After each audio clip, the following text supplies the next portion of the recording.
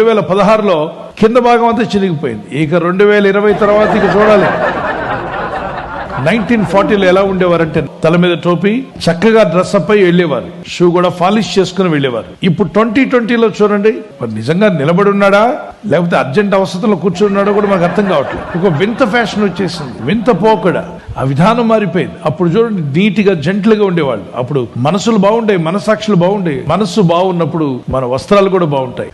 Road తిన్నగా నీట్గా ఉంటే ఎలా ఉంటుంది, ఆ గతకల రోడ్డు నిండా ఆ మురికి నీళ్ళు ఎలా నిండిపోయిందో, ఆ రోడ్డు ఎలా పాడైపోయిందో, వీళ్ళ డ్రెస్ కూడా అలా పాడైపోయి వేసుకుంటున్నారు. అంటే మనసులు పాడైపోయాయి.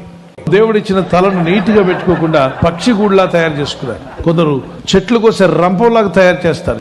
డాడీ అంటే వయసు పెరిగింది, న్యాచురల్ గా ఆయనకి పైన హెయిర్ ఊడిపోయింది, అది న్యాచురల్. వీడికేం ఊడిపోయింది, నాన్నగారికి రివర్స్ లో వీడి కుమారుడు జుట్టు దేవుడు ఇచ్చినా కింద మొత్తం గొరిగి నాన్నకు పైన ఊడితే నాకు కింద ఊడింది అన్నట్టుగా